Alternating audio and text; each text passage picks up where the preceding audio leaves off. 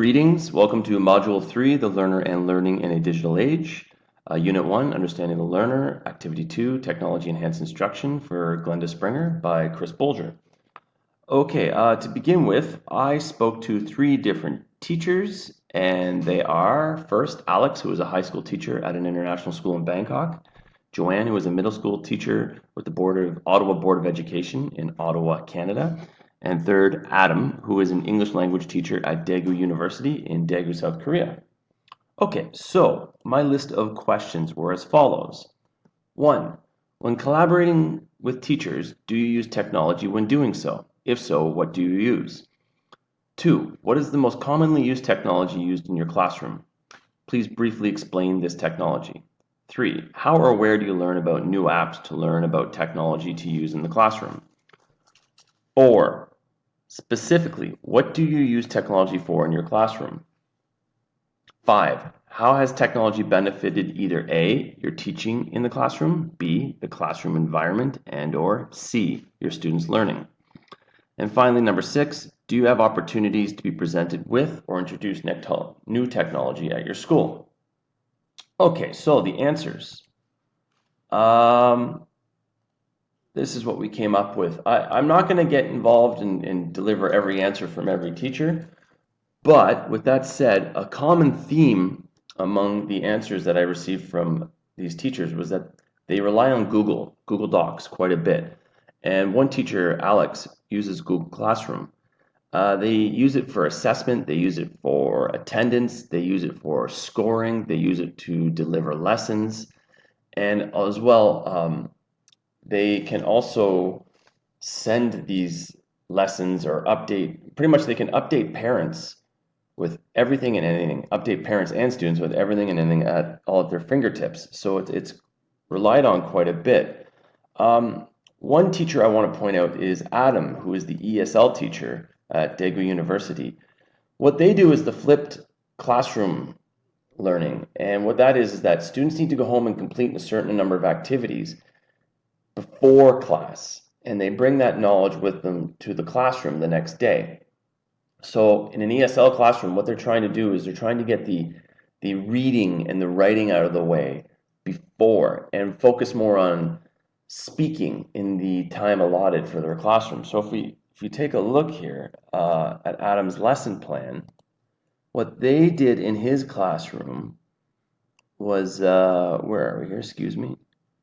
They did a lesson on comparatives and superlatives. And here they have their aims, as you can see, and their objectives. Now, when I went through the description of the lesson and I was looking for technology used in the classroom, the only thing that they were using was PowerPoint, which I found to be, it was okay, but maybe a bit more could have been used. He used PowerPoint just to deliver the lesson. Now, their classes are 50 minutes long, and what his activity was at the end of the lesson was to have students do a mingle. And this is where students walk around the class. And with the mingle, they were going to use comparatives. So they would find someone who was younger than you, find someone who was taller than you, find someone who was later to the class than you. And they would go around and do this. So ideally, this is good for their expectations of using speaking in the classroom, which is what they want to do. And it allows them to speak. That's the idea. I think it isn't a bad way because the goal is to do speaking in the classroom. But what I would also do is I would also implement something, it's called Kahoot, and it's a website. And on this website, what you do is you go and you can make a game, a multiple choice game. They've got actually a number of different games, but I prefer to use the multiple choice game. And what it is that if you see, for example, here, Burj Khalifa is. So this would come up on the screen. So, sorry, let me begin at the beginning. So what would happen is students would go to the website through their phones or their tablets, and from there they would be given a PIN code. They would enter the PIN code, and then from there they would enter their login name. And then once everyone is logged in, the game would begin. So they would be given a multiple choice questions with 4 different options. And the idea is to click one of these 4 options on their phones. And then the time limit would be up, and then they would give the right answer, and then it would update the scores. Now, the beautiful thing about this is that you can see which students are understanding the lesson and which students aren't. And at the end of the round, you can collect the data and find out who understands the lesson and if they need more help, and who doesn't need more help and who's okay to go forward. And the idea behind this game too is that it's really fun and really active, and people do like playing it, and it gets competitive. And maybe like, throw a Snickers bar or something out there for the kids to win. So this is Kahoot.com, and I would apply this in the lesson as well. It doesn't help with speaking in the classroom, but the technological edge is that you get to see who is comprehending the lesson and who isn't.